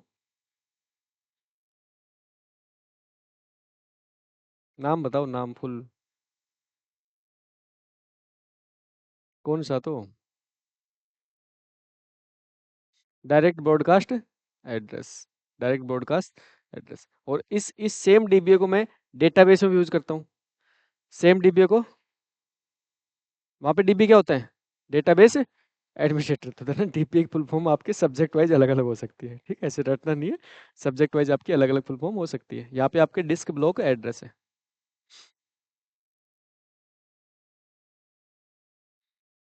तो बेसिकली यहाँ पे आप जो फ्री लिस्ट होती है, फ्री लिस्ट में क्या करते हो, आप उन सभी डिस्क ब्लॉक के एड्रेस को, आप उन सभी डिस्क ब्लॉक के एड्रेस को एक लिस्ट में लिख लेते हो, जो आपके सारे के सारे क्या है, फ्री है। तो आपने क्या बना दिया, एक लिस्ट बना दिया, और उस लिस्ट के अंदर उन सभी एड्रेस को आपने लिख दिया जो एड्रेस आपके क्या है, अभी फिलहाल आपके फ्री है। उन एड्रेस पे डेटा स्टोर किया जा सकता है, ठीक है। तो आज की क्लास में हमने, हमारे पास में जो फाइल मैनेजमेंट का कॉन्सेप्ट था, उस फाइल मैनेजमेंट कॉन्सेप्ट को हमने फिजिकल रिप्रेजेंटेशन के माध्यम से हमने समझा है। तो एक्चुअल में जो आपके पास में डिस्क स्ट्रक्चर होता है, उस डिस्क स्ट्रक्चर को हम फिजिकली रिप्रेजेंटेशन कैसे करते हैं, डिस्क स्ट्रक्चर के अंदर फिजिकली हम डेटा को स्टोर कैसे करते हैं, फिजिकली हम डेटा को रिट्राइव कैसे करते हैं। तो ये सारे मैकेनिज्म हमने किसकी बात की है, ये सारे मैकेनिज्म बात की आज की क्लास में, जिसमें हम बेसिकली हम बात की है कि डिस्क ब्लॉक के एलोकेशंस की बात की है, और डिस्क ब्लॉक के एलोकेशंस के हमने कंटिन्यू एलोकेशंस की बात की है, लिंक्ड एलोकेशंस की बात की है, इंडेक्स एलोकेशन की बात की है, और फिर हमने बात की किसकी, free free disk block space. तो फ्री डिस्क ब्लॉक स्पेस के अंदर हमने जो मैकेनिज्म काम में लिया है, वो आपके सामने ये थे, ठीक। कल की क्लास में हम इसी फाइल मैनेजमेंट्स को हम लॉजिकल पॉइंट ऑफ व्यू से देखें। मतलब लॉजिकल पॉइंट ऑफ व्यू से फाइल मैनेजमेंट का मतलब होता है कि आपके सामने जो भी फाइल्स होती है, आपके सामने जो भी फाइल्स होती है, उसकी जो प्रॉपर्टी है, देन आपके सामने जो भी फाइल होती है, उस फाइल की जो प्रॉपर्टी है, जैसे आपके सामने फाइल फाइल की जो प्रॉपर्टी है, ये आपका लॉजिकल पॉइंट है। जैसे हर एक फाइल का क्या होता है, टाइप होता है, हर एक फाइल का एक नेम होता है, हर एक फाइल की टाइप होता है, हर एक फाइल की लोकेशन होती है, हर एक फाइल की साइज होती है, हर एक फाइल का साइज ऑन डिस्क होती है। अब देखो ना, साइज और साइज ऑन डिस्क में आपको डिफरेंट मिलेगा। यहाँ पे इस फाइल की साइज को थोड़ा सा गौर से देखो, थोड़ा सा गौर से देखो कि फाइल के एक्चुअल साइज में और फाइल की साइज डिस्क पे आपको डिफरेंट मिल रहा है, मिल रहा है डिफरेंस। गौर से देखो तो दिखेगा। देखो फाइल की एक्चुअल जो साइज है, फाइल का 1 GB है, और फाइल की डिस्क की साइज वो कितनी है, 1 GB है। तो यहाँ तो डिफरेंस नहीं दिख रहा। अब आगे गौर से देखो, बाइट में गौर से देखो, देखो इसकी जो बाइट हो कितने हैं, 1077915 455, इतनी बाइट साइज की फाइल है, एक्चुअल साइज, एक्चुअल साइज। लेकिन जब इसी फाइल को डिस्क पे स्टोर किया गया है, तो इसने कितनी कितनी बाइट्स को कंज्यूम किया है, इसने कंज्यूम किया है 1078, ध्यान ना चेंज हो गए, 7 7 क्या हो गए, 7 8, 86182 4 बाइट्स। भाई ऐसा क्यों हुआ, ऐसा क्यों हुआ, ऐसा इसलिए हुआ क्योंकि डिस्क पे इस फाइल को मैनेज करने के लिए हमने किसी ना किसी एलोकेशन मेथड को काम में ले रखा है, और उस किसी ना किसी एलोकेशन मेथड में काम में ले रखा है, उसके भी ओवरहेड की वजह से कुछ कुछ हमारा डिस्क स्पेस काम में आया है। भाई डिस्क के ऊपर जब फाइल आप मैनेज कर रहे हो, तो उस टाइम पे भी आप कोई ना कोई एलोकेशन मेथड काम में ले रहे हो, और जो एलोकेशन मेथड काम में ले रहे हो, तो वो जो एलोकेशन मेथड है ना, उसको भी तो काम में लेने के लिए आपके जो डिस्क स्पेस है उसको काम में लेना पड़ता है। भाई जो डिस्क के अंदर जो एक्चुअल जो स्टोरेज है, उसको भी तो आप काम में ले रहे हो, तो है ना, ये अलग अलग मिलेंगे आपको। कर कर सकते हो पता, इसकी प्रॉपर्टी में पता कर सकते हो, पूरा पता लग जाता है, पूरा कर सकते हो। देखो अब जैसे फाइल्स के अंदर क्रिएशन, फाइल को क्रिएट कब किया गया, फाइल्स के एट्रीब्यूट, ठीक है, ये सारे कम। देखो इसकी शेयरिंग की बात कर लेते हैं, इस फाइल का शेयरिंग मोड है, फिर इसकी सिक्योरिटी की बात कर ले, इस टाइप से हमने इस फाइल को सिक्योरिटी प्रोवाइड कर रखी है। जैसे यहाँ पे अगर ऑपरेटिंग सिस्टम की बात करें, ऑपरेटिंग सिस्टम में विंडोज ऑपरेटिंग की बात करें, तो ना विंडोज ऑपरेटिंग के अंदर जो सिक्योरिटी मैकेनिज्म होता है, ये थोड़ा सा लूज होता है, जबकि अगर यूनिक्स वगैरह की बात करोगे तो वहाँ पे सिक्योरिटी बहुत टाइट है, अब सिक्योरिटी बहुत हाई है, ठीक है। तो यहाँ पे सिक्योरिटी की बात करते हैं, इसको फाइल को परमिशन दे रखी है, फुल कंट्रोल की permission, modify, read, execute, list, folder content, read, right, ये सारी परमिशंस होती है जो आपके सिक्योरिटी में आती है, ठीक है। प्रीवियस वर्जन की बात करें, यहाँ पे कस्टमाइज की बात करें, तो सारी ये देन ये जितनी भी चीज़ आपको दिखाई दे रही है, ये सारे पॉइंट जो आपको दिखाई दे रहे हैं, ये लॉजिकल पॉइंट्स है, सारे क्या लॉजिकल पॉइंट्स है। तो कल की क्लास में इन सारे लॉजिकल पॉइंट्स को समझेंगे, अच्छा पॉइंट्स है। और लास्ट हम क्या करेंगे, इस टॉपिक कंप्लीट करके टेस्ट भी कंडक्ट करवा देंगे, ठीक है। Thank you, take care.